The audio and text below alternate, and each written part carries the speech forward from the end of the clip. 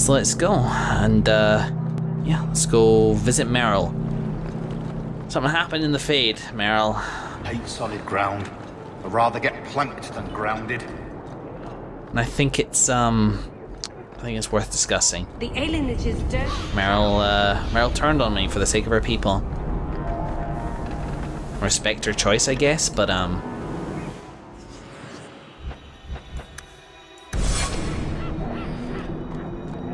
and the demons, the demons do that, you know? They get tempted. But still. Let's just see.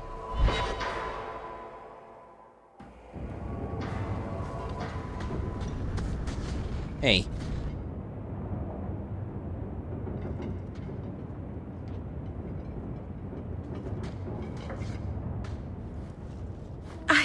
I can't believe I turned on you.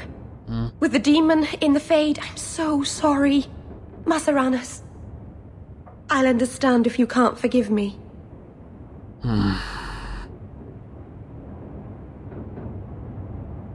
Wasn't you. These things happen. It's your last chance. It was a little bit you, but I've said this before.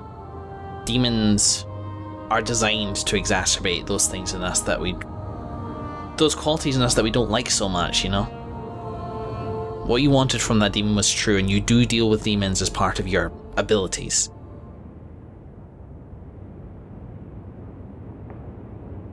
But you were still a victim. Pride Demon is nothing to be sniffed at, and it is well practiced at this sort of thing. Wasn't you. You didn't betray me. The demon made you do it. I should have recognized I was being manipulated. I've been so careful in all my dealings with spirits until now. To make such an obvious mistake. It frightens me. It takes so little for a mage to fall. Oh, that's reassuring. Tell me about it. I really want to believe in you, Merrill. What do you do to protect yourself from demons? The Keeper taught me. In the Fade, you must believe nothing but yourself. Everything there is a lie, or a trick, or a trap. I knew not to trust, and I don't know why I did. I don't know either. But we're all human. Well, figuratively speaking. What made you give in? It felt like every word the demon spoke reached out and pulled at my heart. I didn't want to believe it, but I just had to.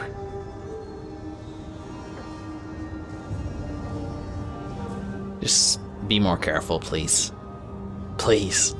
You're already in a lot more danger than most mages. Because of the blood magic. I know. I'll be more guarded from now on. Thank the creators you were there. It won't happen again. I'll make sure of that. Thank you. Oh, that's nice. So, not all of it, Merrill, but it's a decent chunk of the ground that we lost today. Is your place dirty? By the dread wolf! Why is my house always such a mess when people are here? It's clean sometimes, I swear. That's weird. My brain works a certain way when something bad happens to me, and this applies to both Dragon Age and you know, in my real life as well. My brain immediately goes, how can we fix it? Or what are my alternatives? What's the worst that can happen because of what just occurred?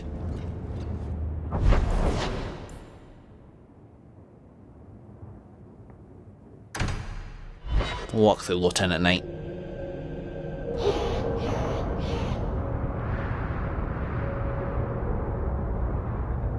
And, you know,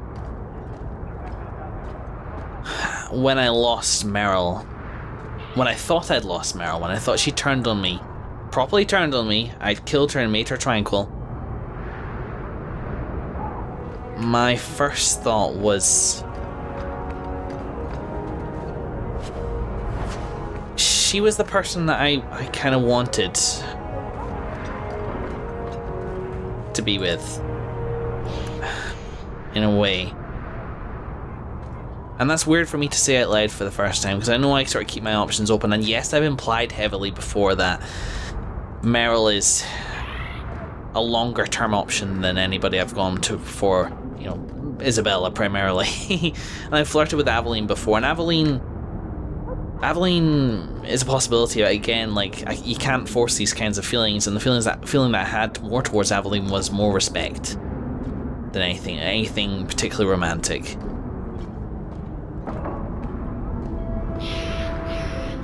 And yeah, when I thought I'd lost Merrill, and when I wasn't sure about Merrill as an option anymore. Hello? There they are. My mind went, oh, who does that leave? And that sounds like pragmatic and kind of horrible, but it's true. That's what I thought at the time.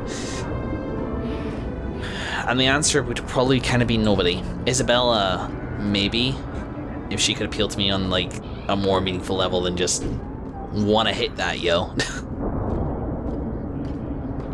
But Meryl's cute, and I know this is the same thing, but adorable and nice and good-hearted and honest and funny, even if she doesn't mean to be half the time. And I do genuinely like her. Yeah. I think it's as simple as that. I have a soft spot for Merrill, and I'm really glad that we managed to make up some ground that we lost today.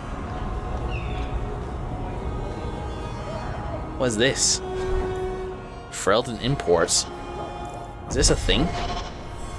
Huh. Where am I? Wasn't this where the...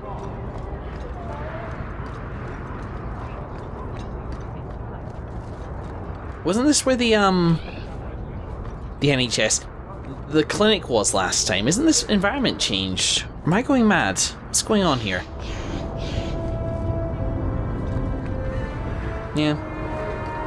Yeah, anyway. Care a little bit about Merrill. Glad she's not dead. Feel free to browse my wares. The profits help Ferelden refugees, here and at home. Didn't even know this was a shop. So I can't imagine there being much here, which is... Oh, hang on, that's really good. That's incredibly good. I don't know how it compares with Sebastian's stuff, though, so I don't feel comfortable buying it. I'll come back for that. Hopefully it stays. There's no guarantee that it will stay, but good to know it's here. I'm willing to take that risk. Ah, look, that's nice. Enemies drop better equipment. That could come in very handy, actually. Do you know... I reckon somebody can make use out of that for 5 gold. Yeah, let's buy that. No, you don't usually shop on camera, but whatever. Aha. Armor for Anders. And Frost Rune. Cool. Just noticed earlier that I didn't have one of those. Let's sell all the junk. Lovely.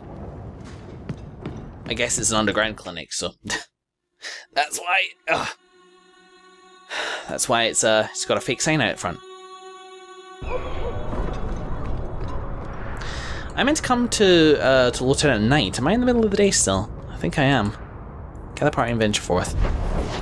Gather me as my party. Just head back to Hightown.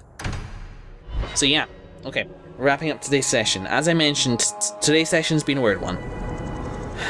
And I know I'm gonna repeat myself here, apologies, but in summary, it's worth doing. It's been the culmination of a few concerns I've had about this game. Every time going into this game, I'm like, oh god, what if I blow the chance to gain approval with Anders, or make the wrong decision and wind up killing a town in Act 5 or whatever. It's a scary game, this, because of that sometimes, and it's exacerbated by putting this online and having you guys experience, especially those of you who have played this game before and know the consequences. Very intimidating knowing that I'm making these decisions and, you know, people will be watching them facepalming or despairing at the things that I do. And I've said this before and I stand by it. This isn't how you should watch this game. It's also not how you should play this game, concerned over the results. The game is designed to wrong foot you in that way. You're meant to not to be sure about everything. And you are meant to be a little scared to an extent of your choices, but I think I was letting it sneak up on me too much. Games are meant to be fun. And my reactions to the decisions that I made back then are an important part of what this game will be. There are times where it doesn't feel fair. Losing Bethany didn't feel fair. Thinking that I'd lost Merrill today didn't feel fair.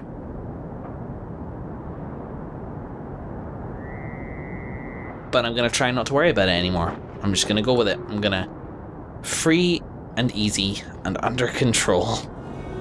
That's an acne advert in Britain, by the way. It's, yeah. And I'm looking forward to the next session. I'm looking forward to embarking with that new knowledge of 9. Not only that, but having decided to side with apostates, to uphold their freedom and their rights to freedom,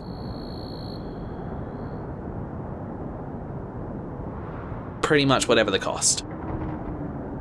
There are limits, of course. I would have killed Fenrir if he would have fell to the demon. Sorry, called away. What I was saying, oh yes, what was I saying? Fenrir, that was it, yes. I would have killed him if he had, was about to succumb to the demon. But we didn't need to do that. Fenrir, he made me believe that he sort of felt like he knew what he was doing a bit more, and I felt comfortable enough with him like that to let him leave. And Varric is right, like he pointed out at the time, that he's a far cry from the civilian child that we rescued from slavers, and that's true. Faith in the individual, I suppose, is what it comes down to, as opposed to faith in the chantry, faith in the organisation, the ability of the many to regulate and to keep safe. I'm siding with apostates now on principle, because they deserve to have the chance. They deserve to be free and have the chance to find out for themselves. If the circle was better, the circle was less oppressive, then maybe it would be different, but it's not, and so I'm not.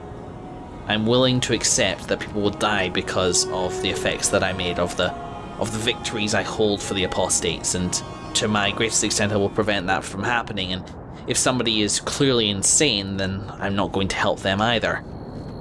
But that's my decision. And I'm also looking forward to starting the next session with that in mind, and that decision, I think, has been haunting, like, having to make that decision has been haunting me more than I think I have realised that it's been. Today's been a bit of a turning point, I think. But it's involved a lot of stopping and talking, and more than one kind of angry outburst from myself. Thank you for sticking with it. Thank you for sticking with the session today. I have no idea how this is going to come out in editing, because there's a bunch of stuff that I have to edit out. Trains of thought which I don't want to publish.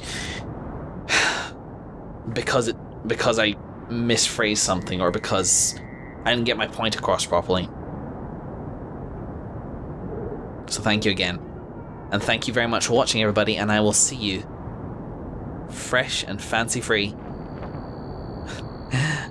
in the next episode.